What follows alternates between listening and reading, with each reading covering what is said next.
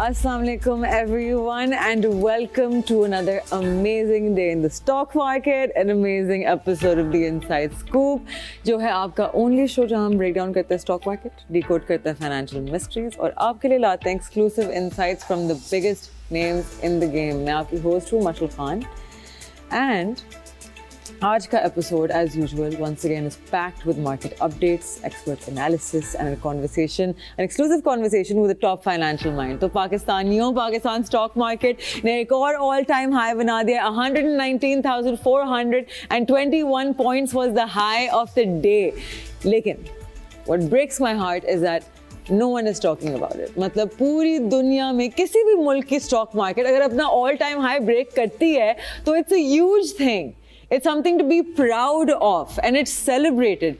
लेकिन हमारे मुल्क में we only want to talk about bad news. We only want to put out the bad news because that's what gets the most TRPs. But the Inside Scoop is not about that. And that's what I think makes the Inside Scoop different. That is what we are all about. कि हम positive चीज़ें भी explore करना चाहते हैं हमारे मुल्क के बारे में। तो once again मैं अपने viewers को बताती चलूँ कि पाकिस्तान स्टॉक मार्केट का जो KSE 100 इंडेक्स है उसने अपना ऑल टाइम हाई तोड़ दिया है and it's made a knew all time high. जब से पॉजिटिव न्यूज़ आने लगी अबाउट, हमने आपको बताया था IMF रिव्यू जो कि हमने अपने शो में डिटेल में एक्सप्लेन किया है कि क्या है, किस तरह से इफ़ेक्ट कर सकता है सबको और पाकिस्तान को और पाकिस्तान के सारे लोगों को from all walks of life. IMF review और सर्कुलर डेट का खात्मा वॉज इनफ टू सी कि our already bullish market now has gone into another bullish zone और कल KSE 100 इंडेक्स ने एक और रिकॉर्ड तोड़ा है।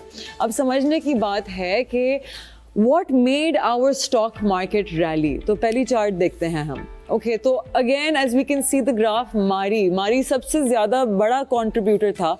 पिछले 2 एपिसोड्स में मैं बताती आ रही हूँ कि KSE 100 इंडेक्स एक वेटेड इंडेक्स है, जिसका मतलब है कि ज़्यादा बड़ी जो कंपनीज़ हैं जिनकी हायर मार्केट कैपिटलाइजेशन है उनका ज़्यादा बड़ा इम्पैक्ट होता है इंडेक्स की मूवमेंट पे।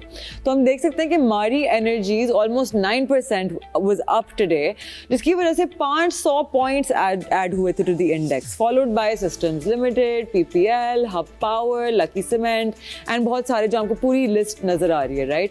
फर्टिलाइजर सेक्टर थोड़ी बहुत करेक्शन विटनेस कर रहा है एंड जो हैवी वेटेड FFC है वो अभी अंडर प्रेशर है। लेकिन overall it was an amazing day for both traders and investors. Now let's move on to our favourite फिपी लिपी। तो यहाँ फिपी में हम देख सकते हैं कि ओवरऑल आपकी जो ओवरसीज़ पाकिस्तानीज़ ने नेट सेलिंग की ऑलमोस्ट $1.4 मिलियन, फॉरेन कॉर्पोरेट्स ने भी सेलिंग की, लेकिन हम इतना फोकस नहीं रखते, थोड़े नेगेटिव रहते हैं हमारे लिए। So we are not going to talk about that, we are going to talk about our local side, where was the buying and the selling. Okay तो हमारे म्यूचुअल फंड्स ने नेट सेलिंग की almost $500,000 की, brokers ने $3 million की buying की आज and आपके बैंक्स और DFIs ने $3 मिलियन की बाइंग, इंडिविजुअल्स ने ऑलमोस्ट $3.5 मिलियन की सेलिंग की है, which makes them the largest sellers of today. देखते हैं कि म्यूचुअल फंड्स ने आज बाइंग किधर की है। म्यूचुअल फंड्स ने आज बाइंग की है OMCs में, of course oil and power, कौन सी company, marketing companies. Then power में उन्होंने $500,000 की बाइंग की है, टेक में ऑलमोस्ट मतलब $8.5 लाख की बाइंग की है।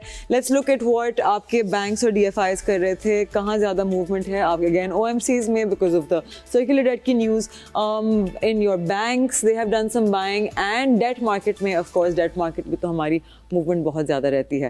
म्यूचुअल फंड्स ने आई बिलीव डेट मार्केट में सेलिंग की है net.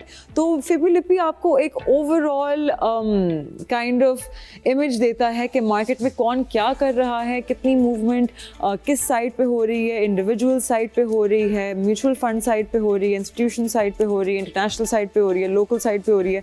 So far for the past God knows how many months हमारी लोकल साइड पे ही ज़्यादा बाइंग आ रही है। ऑफ कोर्स सेलिंग भी आती है, profit taking is very important. जिस तरह हम बात करते हैं कि आपने जो डिफाइन किए हुए अपने levels, do book profit over there, specially जब आप फंडामेंटल ट्रेडिंग ट्रेडिंग नहीं कर रहे होते, हालांकि we always recommend to people कि फंडामेंटल्स पे ही ट्रेड किया करें। पर यार फिफ्टी लिपी इज़ अ ग्रेट वे कि आप गेज कर सकते हैं कि आपकी मार्केट की ओवरऑल मूवमेंट क्या है। अभी हमारी सेंटिमेंट बहुत पॉजिटिव है, again because of the circular debt की न्यूज़, बिकॉज ऑफ आपकी IMF की न्यूज़, ऊपर से अब हमारे सारे मैक्रो इकोनॉमिक इंडिकेटर्स बहुत स्टेबल हैं। जब से हमारा शो शुरू हुआ था वी केप्ट स्पीकिंग टू हमारे जितने भी फाइनेंशियल माइंड्स आते थे बात करने के लिए, हम उनसे पूछते थे कि what are we waiting for. तो सब की एक ही राय थी कि हम एक पॉजिटिव ट्रिगर का इंतजार कर रही है हम एज एन पूरी मार्केट, ताकि वो एक बुलिश सिग्नल मिल जाए and then the market can off take again. Of course the cool off period was very necessary. इतनी मतलब इंटेंस बुल रन, तो आप सोच लें कि मैराथन रन करने के बाद बंदा एक दो दिन तो रेस्ट कर ही सकता है। That's what was going on with our stock market since January. So now looking at the top daily contributors, हम देख सकते थे कि PPL, OGDC, MARI top contributors थे, including Hub Power as well. ये I think again is because of the recent developments regarding हमारी circular debt की settlement, Prime Minister Shahbaz शरीफ की visit to the Kingdom of Saudi Arabia, जहाँ वो उन्होंने discuss किए हैं तरीके ताकि वो ट्रेड बूस्ट कर सकें और पार्टनरशिप बढ़ा सकें की सेक्टर्स में। Now moving on to the economic news part of the show, World Bank ने अप्रूव कर दिया है $102 million for Pakistan in financing for resilient and accessible microfinance project. अब इस प्रोजेक्ट का एम जो है वो है कि वो इन्हांस करना चाहता है एक्सेस माइक्रो फाइनेंस सेक्टर के लिए और उसके बोरोअर्स के लिए in the face of climate related shocks. World bank के कंट्री डायरेक्टर फॉर पाकिस्तान ने ऐड किया कि ये प्रोजेक्ट एक ब्रॉडर कमिटमेंट का हिस्सा है for promoting financial inclusion Pakistan में और कि उसकी रेजिलियंस बढ़ाएं to climate change.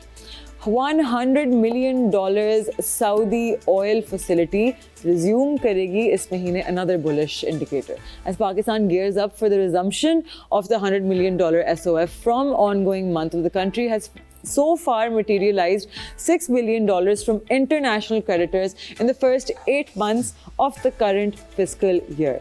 Saudi oil facility है क्या? SOF एक फाइनेंसिंग एग्रीमेंट है इन विच सऊदी अरेबिया ने supplied oil to Pakistan on deferred payment terms. इसका मतलब ये हुआ कि पाकिस्तान ऑयल इंपोर्ट कर सकता है और उसको उसकी पेमेंट बाद में देनी होगी। इससे पाकिस्तान के foreign exchange reserves and balance of payment में ज़्यादा असर नहीं होगा। इस डील के तहत पाकिस्तान को $100 million का ऑयल हर मंथ मिलेगा which totals to $1.2 billion worth of oil पूरे साल में, एंड ये मोस्ट डेफिनेटली प्रोवाइड करेगा much needed relief to Pakistan के जो ऑनगोइंग इकोनॉमिक चैलेंजेस हैं। Now we are going to move on to the final segment of our show, लेकिन उससे पहले we will take a small break। हमारे साथ मौजूद होंगे after the break once we resume Mr. SN Mehti, who is the CEO of one of the biggest commodity brokerages in Pakistan। Please do listen to it. Commodity trading एक बहुत important चीज़ है जो बहुत लोग ऑलरेडी करते हैं पाकिस्तान में, लेकिन they do it through deregulated exchanges जो यहाँ इन पाकिस्तान रेगुलेटेड नहीं हैं, जिसकी वजह से आपके ब्रीचेस ऑफ सेफ्टी आ सकते हैं। ऊपर से क्योंकि वो रेगुलेटेड मार्केट नहीं है locally, it is unsafe in the sense कि आपको ज़्यादा मटीरियल टू स्टडी लोकली नहीं मिलेगा। You will to look for international आपके speakers on these things। ऊपर से no one will be able to help you out, अगर कुछ आप किसी को रिपोर्ट नहीं कर सकेंगे कि आपके साथ ये हुआ है, because you would be doing it illegally। तो to speak more on commodities हमारे साथ होंगे मिस्टर SN Mehti। हमारे साथ रहेगा। हम एक छोटी सी ब्रेक लेके वापस आएंगे। आप देख रहे हैं द इनसाइड स्कूप। मैं हूँ माही खान।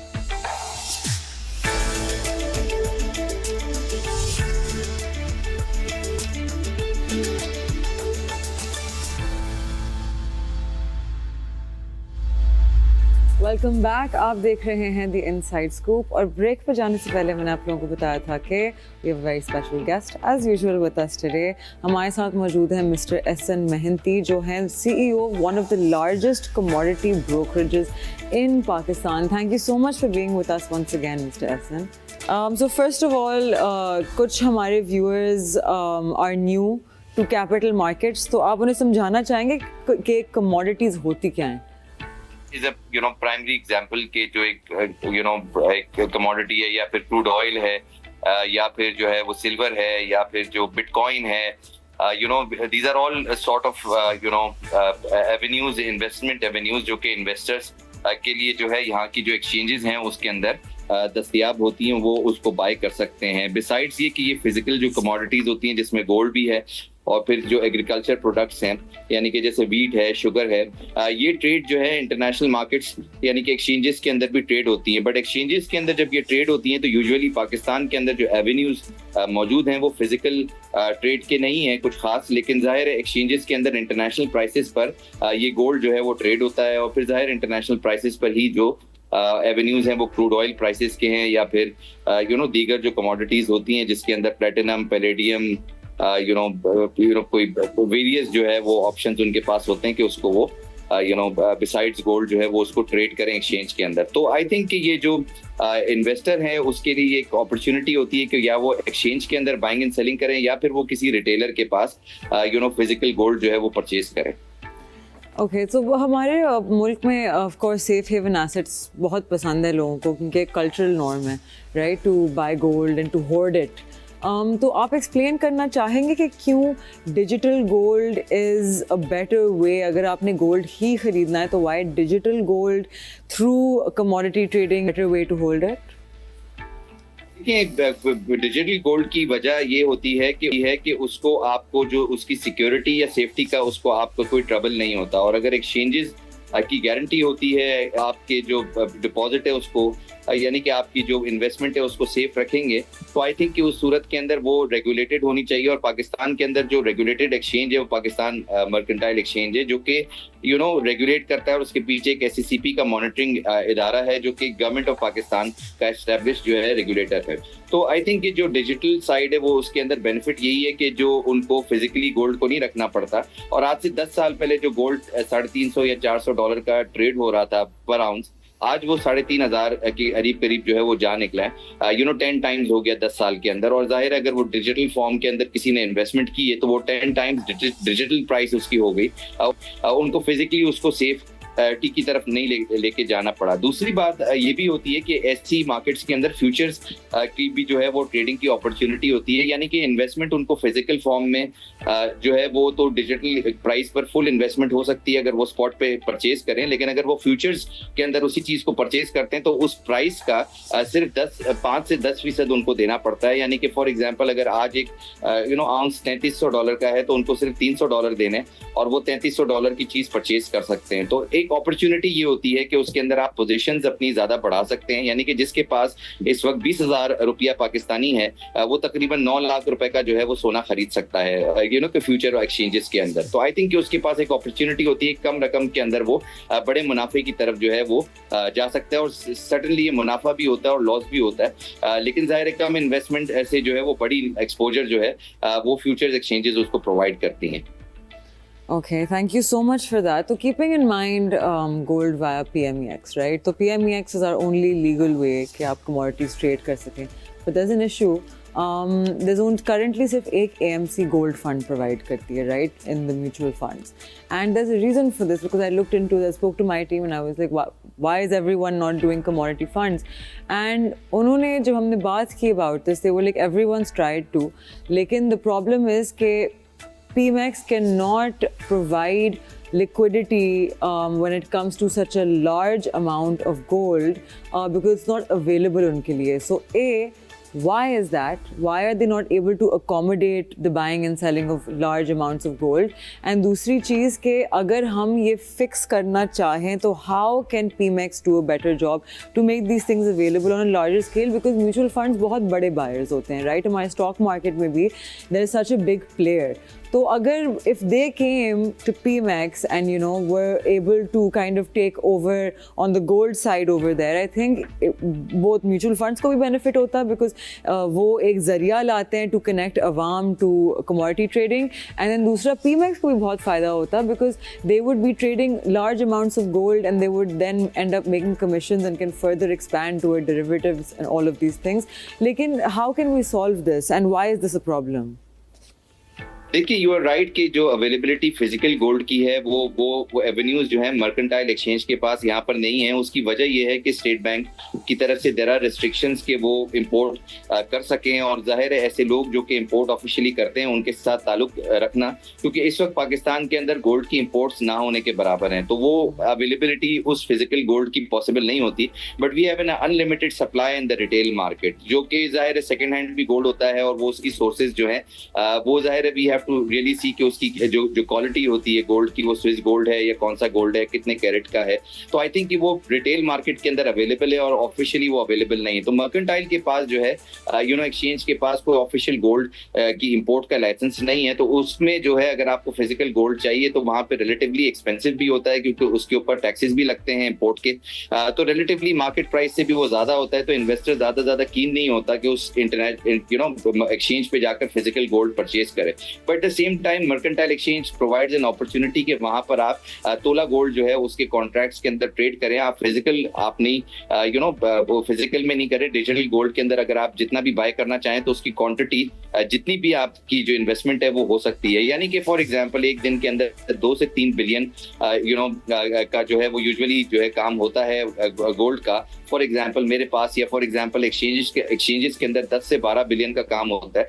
तो यानी कि वो जो गोल्ड है वो यूजुअली फ्यूचर्स के अंदर ट्रेड होता है, और या फिर फिजिकल के अंदर डिजिटल गोल्ड के अंदर ट्रेड होता है। लेकिन फिजिकली अगर आप कहें कि वो उसकी अवेलेबिलिटी को इंश्योर करें तो उसकी आई थिंक की इजाजत जो है ऑफिशियली स्टेट बैंक जो है उसको ज्यादा इंकरेज नहीं करता, क्योंकि उसमें फॉरेन एक्सचेंज का इन्वॉल्वमेंट ज्यादा हो जाती है। और यूजुअली जो है इसकी अवेलेबिलिटी रिटेल मार्केट में इसलिए होती है कि वो डिफरेंट सोर्सेज होती हैं, उसके अंदर सेकंड हैंड भी होता है, और उसकी अवेलेबिलिटी की सोर्सेज से जो है वो अनरजिस्टर्ड सोर्सेज से उसकी अवेलेबिलिटी हो जाती है। नंबर 2 ये है कि जो एक्सचेंजेस हमारी यहाँ पर डेवलप हो रही हैं उसके अंदर इन्वेस्टर्स को अपॉर्चुनिटी मिलती है कि वो फ्यूचर्स की तरफ जाए। फ्यूचर्स जो मार्केट है यहाँ पे रेगुलेटेड, उसके अंदर ये स्पेशली होता है कि उसके अंदर वो बड़ी पोजीशंस के अंदर ट्रेड होता है। यहाँ पर फॉर एग्जांपल करेंसीज के अंदर भी पाकिस्तान के अंदर ट्रेड होता है।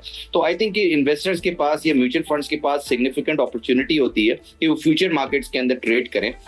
फ्यूचर मार्केट बड़ी मार्केट है, 50 बिलियन का ट्रेड है पर डे मर्केंटाइल एक्सचेंज के अंदर। तो इसका मतलब ये है कि करेंसीज के अंदर भी सिग्निफिकेंट ट्रेड होता है बिलियंस ऑफ रुपीस के अंदर, और फिर कमोडिटीज के अंदर भी बिलियंस ऑफ रुपीस का ट्रेड होता है। लेकिन सर्टेनली उसका जो ताल्लुक है वो किसी फिजिकल अवेलेबिलिटी ऑफ करेंसी से नहीं है। फॉर एग्जाम्पल ऑस्ट्रेलियन डॉलर जो है वो बिलियंस ऑफ रुपीस का ट्रेड होता है, लेकिन जाहिर है वो ऑस्ट्रेलियन डॉलर जो है फिजिकली अवेलेबल नहीं है। और अगर उसकी अवेलेबिलिटी की तरफ जाएं तो जाहिर है उसके अंदर बहुत सारे सप्लाई के इशूज होते हैं। जिस तरह गोल्ड में इशूज हैं, इस तरह करेंसीज के अंदर भी इशूज हैं, इसी तरह से बिटकॉइन के अंदर भी इशूज हैं। तो डिजिटल गोल्ड जो है वो इटसेल्फ जो है it's easy to trade by itself, but when you call about the availability of that gold, तो जाहिर है म्यूचुअल फंड्स के पास भी उसको जो केटर करने के लिए अवेलेबल गोल्ड नहीं है जो एक्सचेंज जो है वो प्रोवाइड कर सके। तो सफिशिएंटली जो है अगर उसको कोई सर्टेन सप्लाई चाहिए म्यूचुअल फंड को, तो जाहिर है वो मार्केट को भी ऑप्ट करता है, यानी कि सेकेंडरी मार्केट के अंदर, ग्रे मार्केट के अंदर वो जाता है। और रिटेल इन्वेस्टमेंट जहां पर होती है वहां से वो बाइंग और सेलिंग भी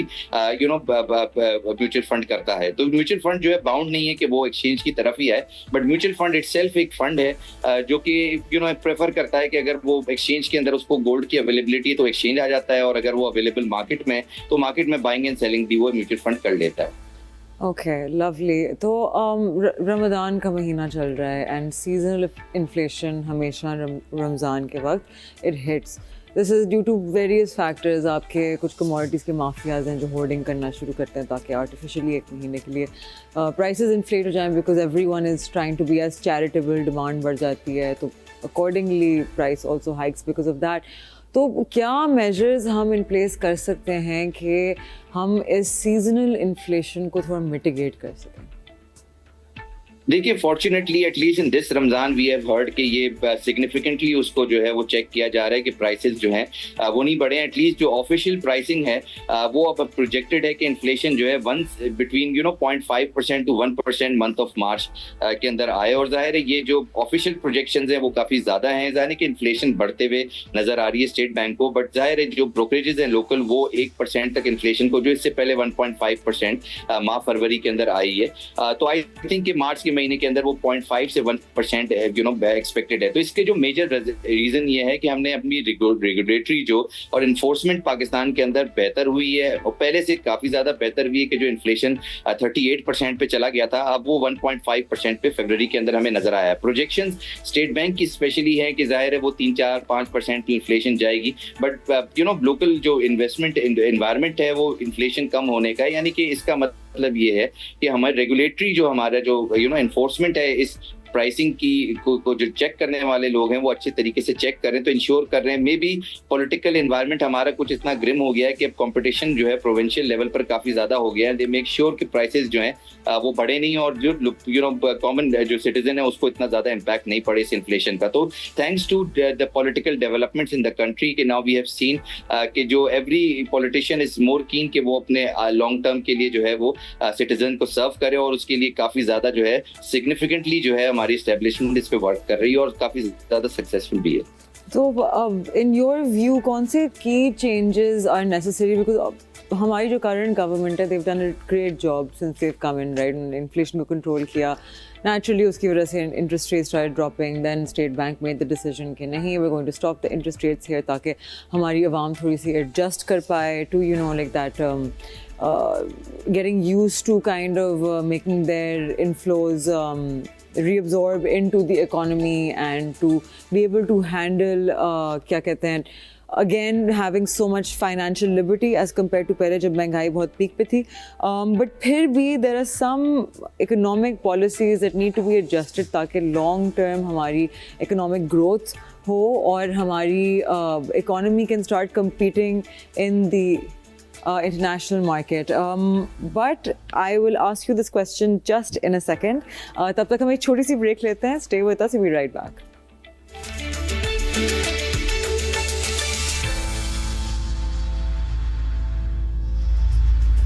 वेलकम बैक। आप देख रहे हैं द इनसाइड स्कूप। हमारे साथ मौजूद है mister S N. Mehnati, who is the CEO of the largest commodity brokerage in Pakistan. तो एस.एन. साहब, मैं आपसे पूछ रही थी कि कौन से की changes are needed in Pakistan economic policies ताकि हम नेविगेट कर सकें थ्रू ग्लोबल अनसर्टेनिटीज़ और इन्वेस्टर कॉन्फिडेंस बूस्ट कर सकें बोथ इंटरनेशनली एंड लोकली। देखिए, आई थिंक कि वी नीड टू सी के जो ग्लोबल इस वक्त जियोपॉलिटिकल एनवायरनमेंट है उसके अंदर हमारे कि ट्रंप एडमिनिस्ट्रेशन जब वो आई और उसके बाद जो टैरिफ वॉर जो हम देख रहे हैं उसको लेवीज हैं वेरियस टैरिफ की जो कैनेडियन इकोनॉमी मेक्सिको की तरफ या फॉर एग्जांपल हम देख रहे हैं कि वो इंडियन इकोनॉमी तक भी इम्पैक्ट कर रही हैं। तो आई थिंक कि उसका इम्पैक्ट पाकिस्तान इकोनॉमी पे भी जो है वो हमने पढ़ते हुए देखा कि जाहिर है हमारा जो इम्पोर्ट बिल है वो तकरीबन $15 बिलियन का है, और आई थिंक कि हमारी जो इकोनॉमिक पॉलिसीज है सर्टेनली वो उसको उस एंगल पे फोकस करना है कि हमें सिक्योर करना है खुद को। इनिशियली गवर्नमेंट ने जो है डेफर्ड पेमेंट की ऑयल डेफर्ड पेमेंट की फैसिलिटी ली थी सऊदी फैसिलिटेटर्स से, और जाहिर है उसका हम रोल ओवर भी होते हुए देख रहे हैं। तो वी टुक के ये एक सर्टेन पीरियड के लिए फैसिलिटी थी और उसको हमने फॉर एग्जांपल एनहांस किया टुवर्ड्स 2 ईयर की जो फैसिलिटी थी उसकी तरफ, यानी कि $2 बिलियन की ये फैसिलिटी है। तो आई थिंक कि we have to really see कि जो हमारे सप्लायर्स हैं वो हमें एक अपॉर्चुनिटी दें कि आने वाले टाइम में अगर कहीं पे कोई सप्लाई गलत होता है या ऑयल प्राइसेस बढ़ती हैं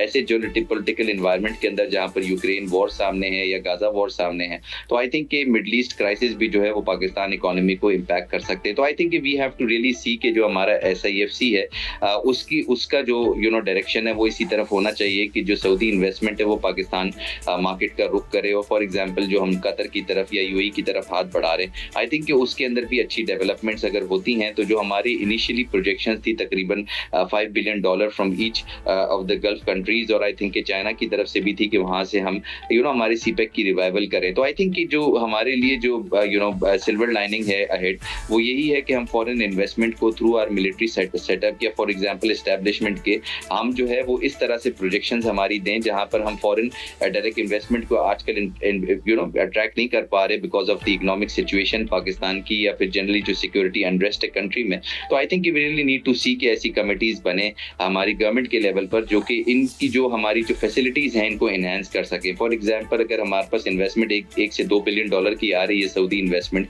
जो एग्रीकल्चर में है या SAFC के थ्रू आ रही है, तो उसको हम प्रोजेक्ट करके 10 या $12 बिलियन की तरफ लेकर जाएं। I think need of the time ये है कि हमारी इकोनॉमिक पॉलिसीज जो है वो हमारे जो फ्रेंडली कंट्रीज हैं जिसमें गल्फ कंट्रीज हैं और फिर फॉर एग्जांपल चाइना है, वहां से हमारी मैक्सिमम जो है वो इनपुट अगर हमारे पास आती है तो वो जाहिर है वो हमारे लिए सबसे ज्यादा हमें सिक्योर कर सकती है। तो need of the time is कि हमारी ऐसी पॉलिसीज हों कि वो हमें फोकस कराएं towards exposure of our friendly countries, और उसके लिए हमें जो है वो हमारी जो बेशतर जो गवर्नमेंट लेवल पे कमिटीज हैं उनकी जो डेवलपमेंट है उसको हमें फोकस करना है कि उनकी जो प्रेजेंस है वो पॉजिटिव हो जाए। तो आई थिंक that अभी जो ट्रेड वॉर्स हो रही हैं और जितने टैरिफ्स लगे हैं and counter tariffs and Trump is threatening more tariffs in return, तो उसका एक और इफेक्ट भी आ सकता है कि there can be a spill over of demand into Pakistan. Obviously हमारी कैपेसिटी इतनी नहीं है to provide for example technology, right? लेकिन अगर मैं आपको एग्जांपल दूं तो पिछले दिनों न्यूज़ आई थी बिफोर पाक electrons first shipment for exports of transformers reached the US, उससे पहले एक न्यूज़ आई थी कि US 40 सालों के बाद they need to replace all of their transformers. अब Park Electron I believe has the capacity of exporting a total of $14.9 billion if I'm not wrong. तो इस तरह के spillover effects भी आ सकते हैं I think पाकिस्तान में because we are not caught in the trade war शुक्र से. So I think that is also an effect that can come. Other than that PSX आज माशाल्लाह से at some point crossed 119,000 points का threshold which was an all time high. हमारी all time high closing भी हुई है at 118,000 I believe 864 points if I'm not wrong. तो इसकी वजह से मतलब आप वो रिफ्लेक्शन देख रहे हैं कि IMF की अच्छी न्यूज़, फिर सर्कुलर डेट का 1.25 ट्रिलियन का resolution via the commercial banks, इन ये सब स्पिल ओवर इफेक्ट आ रहा है टूवर्ड हमारी स्टॉक मार्केट। तो आपको क्या लगता है कि हम फॉरेन इन्वेस्टमेंट को भी थोड़ा सा सिग्नल दे रहे हैं कि Pakistan is in a good place, it's time to reinvest in the markets? Because जब से KSE 100 इंडेक्स बुलिश साइड पे गया था toward the end of the bull run before the consolidation began, तो बहुत सेलिंग आई थी इंटरनेशनल साइड पे। तो आपको लगता है कि दिस कुड इन्वेस्ट आपके FDI जो फॉरेन डायरेक्ट इन्वेस्टमेंट है to start investing once again Pakistani stock market में? देखिए, यू आर राइट कि ये this is the high time कि we can project our performance overseas, but unfortunately we have seen that there are lot of foreign outflows continuously. हम पिछले 2-3 साल से देख रहे हैं, कल भी देख रहे हैं, आज भी देख रहे हैं, फॉरेन आउटफ्लोज जो है कंटिन्यूसली पाकिस्तान मार्केट से फॉरेन डाइवेस्टमेंट हो रही है। बट एक्सपोजर्स लोकली काफ़ी ज़्यादा बढ़ चुके हैं और लोकल जो म्यूचुअल फंड्स हैं उनके पास इतनी लिक्विडिटी इस वक्त मौजूद है, और उसकी वजह यही है कि हमने जो पॉलिसी रेट को 22% से जो है 12% पर हम लेकर आए। तो जाहिर है वो सारे जो फंड हैं वो फिक्स इनकम से फंड जो वहां से डाइवेस्टमेंट होके जो इक्विटी मार्केट की तरफ आ रहे हैं, और ग्रेजुअली वहां पर जब गेन होते हैं तो जाहिर है उनके एक्सपोजर्स बढ़ते हैं और फिर then they have a capacity कि वो अपनी इन्वेस्टमेंट को मजीद बढ़ाएं पाकिस्तान मार्केट का रोके। तो इट्स हाई टाइम कि हम ये प्रोजेक्शंस को जो है इंटरनेशनल इन्वेस्टर्स को दिखाएं और जाहिर है फॉरेन इन्वेस्टमेंट पाकिस्तान मार्केट के अंदर लाएं। तो this is a good Avenue. But at the same time जिस तरह से आपने कहा कि जो हमारे फंडामेंटल्स हैं पाकिस्तान के काफी ज्यादा चेंज हुए हैं। जो सर्कुलर डेट पाकिस्तान का 4 ट्रिलियन को क्रॉस हो गया था, उसमें से एटलीस्ट 1.5 ट्रिलियन जो है उसका प्लान जो है वो IMF से कंडीशनल उसका अप्रूवल हो चुका है। और जाहिर है उसकी कंडीशन के अंदर वन ऑफ द कंडीशन ये भी है कि टैरिफ को जो है यानी कि इलेक्ट्रिसिटी के जो हमारे पावर टैरिफ है उसको बढ़ाना है। तो अनफॉर्चुनेटली इसके जो स्पिल ओवर इफेक्ट है वो ये भी है कि हम इंटरेस्ट रेट को कम नहीं कर पा रहे 12% से, जो बस बनिस्बत इसके कि हमारी जो CPI इन्फ्लेशन है 1.5% आ गई है। तो अनफॉर्चुनेटली पाकिस्तान के अंदर जो रियल इंटरेस्ट रेट है वो इस वक्त तकरीबन जो है 9.5% है, जो कि दुनिया भर के अंदर हाईएस्ट है, वन ऑफ द हाईएस्ट है। तो आई थिंक कि जो हमें वन साइड पर हमारी रुपी की स्टेबिलिटी नजर आ रही है हायर इंटरेस्ट रेट की वजह से, but at the same time हमें हायर इंटरेस्ट रेट की वजह से गवर्नमेंट के काफी ज्यादा जो फिस्कल डेफिसिट है वो काफी ज्यादा बढ़ चुका है, और जाहिर है उसके अंदर हमें IMF की काफी ज्यादा कंडीशंस भी हैं कि वो उसको हमें तकरीबन 0.5% जो है as a percentage of GDP primary surplus दिखाना है। तो हमें काफी ज्यादा ऐसे रेशियोज हैं, काफी ज्यादा इकोनॉमिक चैलेंजेस इस वक्त फेस करने पड़ रहे हैं। जिसको स्पेशली सिक्योरिटी इंटरेस्ट भी एक रीजन है उसका, और फिर उसके बाद हमारे वीजास के भी जो इश्यूज इस वक्त चल रहे हैं मिडिल ईस्ट के अंदर, या फिर हम देख रहे हैं कि यूएस की नई जो पॉलिसीज हैं उसको देखते हुए काफी ज्यादा स्पेकुलेशंस भी इस वक्त मौजूद हैं। तो इट्स हाई टाइम कि हमारी जो डिप्लोमेसी है, फॉरेन पॉलिसी है, वो और ज्यादा स्विफ्ट हो। और जाहिर है इस वक्त तो हमने देखा है कि हमारी foreign policy more less complacent है with the US policy, but जाहिर है हमें इसको ज्यादा फोकस करना है कि हमारे जो ताल्लुकात है हमारे नेबरिंग कंट्रीज के साथ वो ज्यादा से ज्यादा स्विफ्ट हो, ताकि हमें कोई ऐसी परेशानी नहीं देखनी पड़े जो हमारे जो फॉर एग्जांपल चाइना को देखनी पड़ी है, मेक्सिको को देखनी पड़ी है because of Trump tariff worries. तो this is a positive thing for Pakistan कि हमारे फंडामेंटल्स इंप्रूव हुए हैं, सर्कुलर डेट क्राइसिस खत्म हुआ, और फिर आगे जो है हमें मार्च एंड के रिजल्ट्स भी आएंगे, जो कि एक मेजर रीजन है कि इन्वेस्टमेंट जो है वो फोकस इस वक्त है, और इंस्टीट्यूशनल सपोर्ट अपेरेंटली नजर आ रहा है कि मार्च अप्रैल के अंदर भी नजर आएगा और मार्केट जो है न्यू हाइज दिखाएगी। Okay, lovely. तो अभी बहुत बात चल रही है ever since we have a new adviser appointed to the finance minister on behalf of crypto. बहुत अफवाहें चल रही हैं कि नहीं, government's getting on it, they want to regulate crypto ताकि उसके अराउंड लीगल फ्रेमवर्क बने और इट्स सेफर फॉर इन्वेस्टर्स। तो आपको लगता है कि बिटकॉइन या बाकी क्रिप्टोज पीमैक्स के थ्रू ट्रेड होंगे? एंड अगर ऐसा होगा तो आपको लगता है कि कमोडिटी ब्रोकर्स रेडी हैं for that kind of inflow? And को क्या समझ है लोकल कमोडिटी ब्रोकरेजेस को अबाउट हाउ क्रिप्टो वर्क्स, ताकि वो अपने इन्वेस्टर्स को सेफली गाइड कर सकें? देखिए बिल्कुल भी this is the digital currency is the new Avenue. पूरी दुनिया के अंदर एक्सचेंजेस के अंदर, यानी कि शिकागो मर्केंटाइल एक्सचेंज के अंदर भी क्रिप्टोज जो है वो ट्रेड होती है, या फिर जो ऑफ द ट्रैक जो जितने भी ब्रोकर्स होते हैं, सीएफडी प्रोवाइडर्स होते हैं, वो भी जो है वो इस क्रिप्टो को ऑफर करते हैं। तो अनफॉर्चुनेटली पाकिस्तान के अंदर इस वक्त हम उसके इतना रुझान नहीं देख रहे, बट डिजिटल करेंसी जो है it's need of the time, और आई थिंक कि उसका बोर्ड सेटअप जो है एक अच्छी डेवलपमेंट है। Mercantile exchange will be able to trade it as any other currency, but unfortunately उसके अंदर मूवमेंट इतनी ज्यादा एग्रेसिव होती हैं लॉस की साइड पर और प्रॉफिट की साइड पर, कि जाहिर है इन्वेस्टर इंटरेस्ट के अंदर सिक्योरिटी एंड एक्सचेंज कमीशन इतना ज्यादा कीन नहीं है कि एक दिन में 20% जो है लोगों की वेल्थ उसमें कम हो जाती है या बढ़ जाती है। तो ऐसी फ्लक्चुएशन जो है वो सिक्योरिटी एंड एक्सचेंज कमीशन को इनकरेज इस वक्त नहीं कर रहा until unless कि वो मैसिवली रेगुलेटेड हो। Unfortunately there are lot of bitcoins like for example other digital currencies as well जो कि ट्रेड होती हैं दुनिया भर के अंदर, और फिर वो इवेंचुअली बिटकॉइन के बाद वो करेंसीज भी पाकिस्तान मर्केंटाइल एक्सचेंज के अंदर ट्रेड हो सकती हैं। बट इसकी regulation is need of the time कि ये फॉर एग्जांपल इसके अंदर कोई फ्लक्चुएशन आएगी इसमें इन्वेस्टर को लॉसेस हो सकते हैं। तो I think it's we have to really see कि ये पाकिस्तान के इन्वेस्टर्स के साथ, जो कि वैसे ही लिटरेसी लेवल पाकिस्तान में 20% है, तो वहां पर इन लोगों को सब कुछ समझाना कि उसकी फंडामेंटल्स क्या हैं, और स्पेशली ट्रम्प की पॉलिसीज की बेसिस पर उसकी प्राइसिंग प्लस एंड माइनस होती है। तो ट्रम्प पॉलिसीज को समझने वाले लोग पाकिस्तान के अंदर 20% से ज्यादा नहीं है।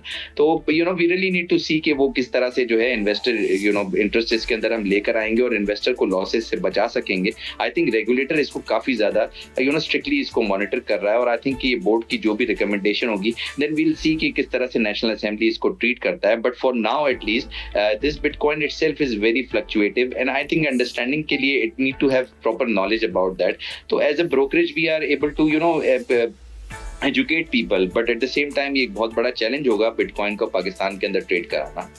बिल्कुल बिल्कुल। तो अभी recently PMEX adopted Meta Trader 5 का प्लेटफॉर्म, राइट? इसकी वजह से मतलब एडवांस ट्रेडिंग कैपेबिलिटी तो फैसिलिटीज़ अवेलेबल हैं now for people. I think इसका मेन पॉइंट ही ये था ताकि आपके टेक हैवी इन्वेस्टर्स हैं they kind of come toward PMEX more, वरना आपके इंटरफेसेस काफ़ी आउटडेटेड थे। तो आपको लगता है कि इसका जो पॉइंट था वो उस गोल को अचीव कर पाएंगे थ्रू द अडॉप्शन ट्रेडर 5 कि वो ज़्यादा मतलब एक्सपीरियंस ट्रेडर्स को पुल कर सकें टूवर्ड द रेगुलेटेड मार्केट? देखिए फॉर्चुनेटली हमारे पास जो मेटा ट्रेडर 5 है वो एक रशियन सिस्टम है। I think we really need to see कि वो किस तरह से जो है वो इन्वेस्टर एजुकेशन को हेल्प कर सकता है, और आई थिंक कि वो एक इसके लिए एक लिटरेसी लेवल चाहिए होता है। तो आई थिंक कि वो एक इन्वेस्टर एजुकेशन के लिए जो है एक अच्छा प्लेटफॉर्म जो अगर अवेलेबल होता है तो उसके लिए ब्रोकरेजेस एटलीस्ट फॉर अस हम काफ़ी ज़्यादा एजुकेट करते हैं इन्वेस्टर को कि वो उसको यूज़ करे प्लेटफॉर्म को, जो कि क्रिप्टो करेंसी के अंदर भी इस्तेमाल होता है। और आई थिंक कि गोइंग गोइंग फॉरवर्ड जो है हमने देखा है कि बहुत सारे CFD प्रोवाइडर्स हैं जो कि अकाउंट करते हैं around 50% volume in commodities and currencies, तो वो मेटाट्रेडर 5 को इस्तेमाल करते हैं। इवन स्टॉक्स के अंदर जो है मेटाट्रेडर 5 इस्तेमाल होता है और उसके इस्तेमाल के रीजन यही होता है कि उसके अंदर सोफिस्टिकेटेड ग्राफ्स जो है वो अवेलेबल होते हैं इन्वेस्टर के लिए, जिसकी बेसिस पे वो प्रोजेक्शंस कर सकते हैं अपने प्रॉफिट एंड लॉसेस को जो है And also you can practice paper trading over there. तो इवन अगर आप अभी नहीं इन्वेस्ट करना चाह रहे, आप पहले प्रैक्टिस कर सकते हैं for however long you want, and then you can move toward the real market, और वो रियल टाइम आपको इम्पैक्ट दिखाता है. So I think that's a great initiative that has been taken. लेकिन बिल्कुल डेमो अकाउंट की जो फैसिलिटी है, और I think eventually stock market के अंदर भी इसकी एवोल्यूशनरी जो है इसकी इम्प्लीमेंटेशन होना चाहिए ताकि इन्वेस्टर्स को मैक्सिमम इंफॉर्मेशन मिल सके, हिस्टोरिकल डेटा उनके लिए अवेलेबल होता है. बिल्कुल बिल्कुल. Well thank you so much for being with us Hasan साहब. I really appreciate it. And with that we come to the end of the show, and a very blessed Friday to everyone, and a very blessed happy week in the stock market to all of us also. मैं आप लोगों से अब मिलूंगी on Monday morning. Inshallah, we will still be bullish and we will be continuing the bull run toward our next target of 124,000 points. तो मैं मिलूंगी आप लोगों से after the weekend, Monday morning 11 a.m. at the Inside Scoop. Take care of yourself. Have a great weekend. Khuda Hafiz.